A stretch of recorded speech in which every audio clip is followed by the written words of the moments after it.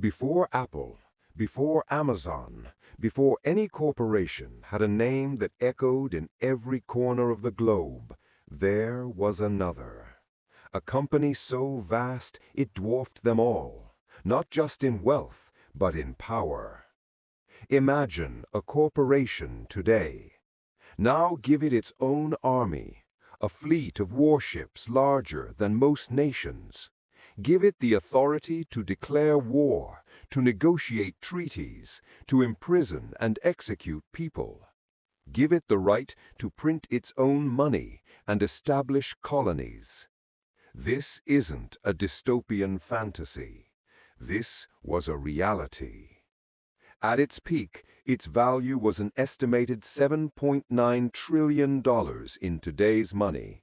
That's the combined worth of Apple, Microsoft, Amazon, Google, and Meta, with trillions to spare. This is the story of the world's first true mega corporation, the Verenigd Oost-Indische Compagnie, or the VOC, the Dutch East India Company. It's the story of how a private enterprise built a global empire on spices, steel, and stock shares. And it's a chilling lesson in how the forces that create such immense power are the very same forces that will, inevitably, tear it all down. Our story begins at the dawn of the 17th century. Europe was gripped by a frenzy, a desperate hunger for the exotic treasures of the East. Not for gold, not for silver, but for something far more valuable: spices. Nutmeg, mace, cloves, and pepper weren't just flavorings. They were status symbols, medicines, and preservatives. They were the oil of their day, and the men who controlled their supply could command fortunes. The Dutch Republic, a tiny nation freshly carved out of the Spanish Empire, was a nation of merchants, sailors, and capitalists. They saw the incredible profits being made by the Portuguese and Spanish and wanted their piece of the pie. But their early voyages were chaotic, a mad dash of competing companies sailing halfway across the world, risking storms, pirates, and disease, only to drive prices down by competing against each other in Asian ports. The Dutch government, a body of pragmatic merchants themselves, saw this inefficiency as a national weakness. They needed a single, unified weapon in this new global economic war. And so, on March 20th, 1602, they created a monster.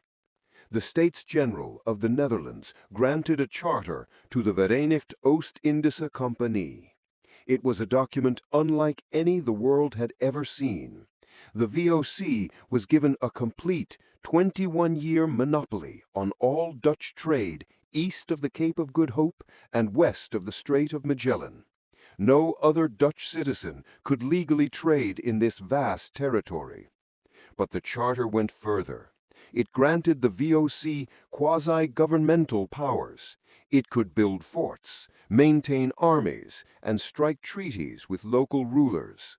It was a nation-state disguised as a company. And to fund this colossal undertaking, the VOC did something revolutionary. It offered shares not just to a handful of wealthy elites, but to the public. For the first time in history, ordinary citizens, bakers, blacksmiths, tailors could buy a piece of a global enterprise. The Amsterdam Stock Exchange was born from this moment, a roaring engine of capital that would fund the VOC's ambitions. People poured their life savings into this venture, betting on the promise of exotic riches from a world away. They had no idea they were funding the rise of an empire. With a war chest filled with thousands of investors, the VOC did not wait long to flex its muscles. Its goal was not merely to trade, but to control, to dominate, to own the spice trade itself. its gaze fell upon a tiny cluster of islands in what is now Indonesia, the Banda Islands, the world's only source of nutmeg and mace. What followed was not business. It was conquest. Initially, the VOC tried to force the Bandanese leaders to sign exclusive trade agreements, but the islanders, who had traded with others for centuries, resisted. For the VOC, this defiance was unacceptable. The company's Governor-General, Jan Pieterszoon Cohen, a man of chilling vision and utter ruthlessness, wrote, "We cannot carry on trade without war, nor war without trade." In 1621, Cohen returned to the Banda Islands with a fleet of warships and an army of mercenaries. He systematically depopulated the islands. An estimated 15,000 people lived there. After Cohen was done, fewer than 1,000 remained. The rest were starved, massacred, or enslaved. The VOC then took over the islands, replanting the nutmeg groves and working them with slave labor. They had secured their monopoly. The price of nutmeg in Europe skyrocketed. The profits were immense, and the blood that was shed was simply calculated as a cost of doing business. This brutal efficiency was replicated across Asia. From its heavily fortified headquarters in Batavia, modern-day Jakarta, the VOC established a sprawling network of trading posts. They seized Malacca from the Portuguese, established a foothold in Ceylon for cinnamon, and were the only Europeans allowed to trade with isolationist Japan from the island of Dejima. The VOC became a state within a state, an empire unto itself. Its fleet numbered nearly 5,000 ships. It employed over 1 million Europeans throughout its 2-century reign, and commanded a private army of tens of thousands of soldiers. Kings and emperors treated its envoys as representatives of a great power, because they were. The red, white, and blue flag with the VOC monogram was a symbol of unmatched economic and military might. By the mid-17th century, the Dutch Golden Age was in full swing.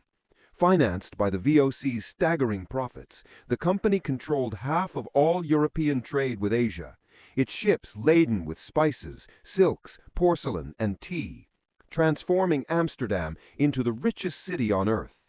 The investors who had taken a chance a generation earlier became fabulously wealthy. It seemed the machine they had created was unstoppable. But empires, whether of nations or of corporations, are not eternal. And the VOC, for all its power, was rotting from the inside out. The very complexity and scale that made it so dominant also planted the seeds of its destruction. The first disease was corruption. The company's official motto was "Perkeniers," for the planters, but unofficially, employees joked that VOC stood for Werken onder corruptie, perished by corruption. Officials stationed thousands of miles from Amsterdam grew fantastically wealthy through smuggling, embezzlement, and private trade using company ships and resources. The salaries were low, but the opportunities for illicit gain were limitless. A web of corruption spread through the entire system, and the company's meticulous bookkeeping became a work of fiction. Then came the competition. The world was not standing still. Across the Channel, another corporate giant was stirring, the British East India Company. Initially smaller and less organized, the EIC was learning from its Dutch rival. It grew more aggressive, more militarized, and began challenging the VOC's dominance in key markets, especially India. The two companies, once occasional partners, became bitter rivals, fighting proxy wars and trade wars that drained their treasuries. The VOC's very success also created logistical nightmares.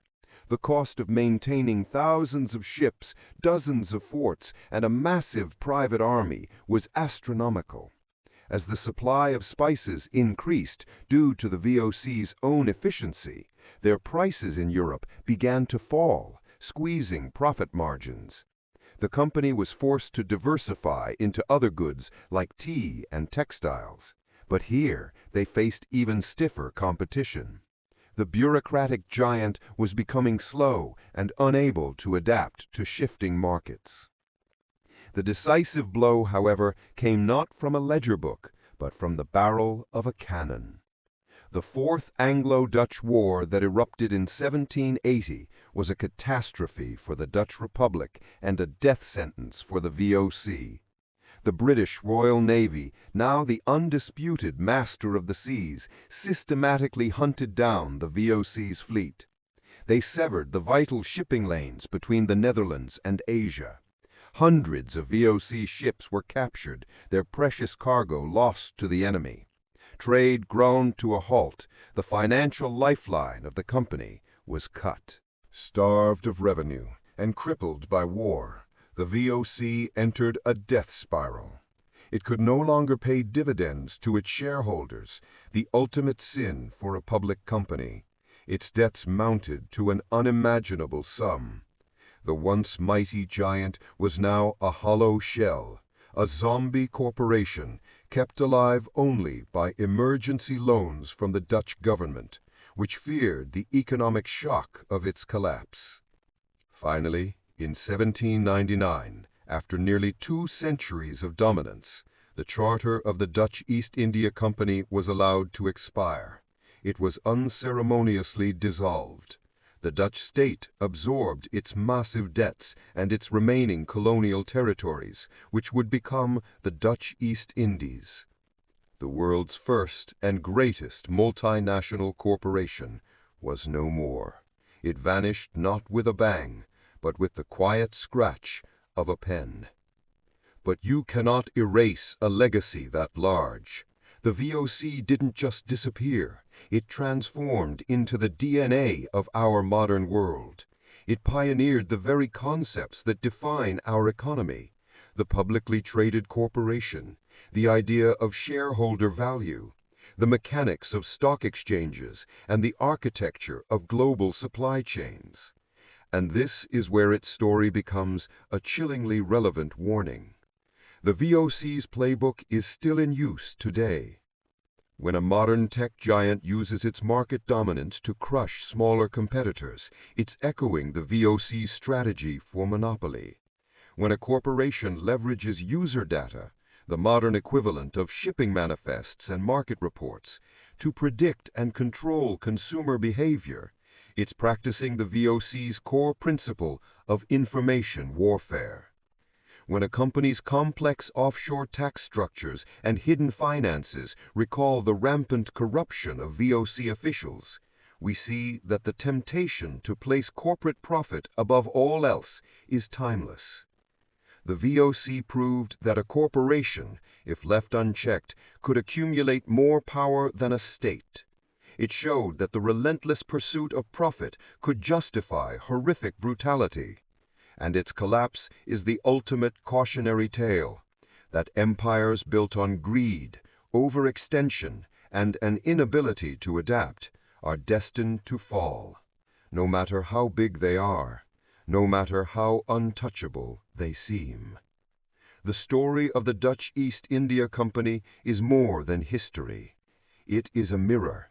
It forces us to ask, what have we learned? And when we look at the corporate titans of our own age, are we seeing the dawn of a new golden age? Or are we just watching the same inevitable cycle of rise and fall playing out once more?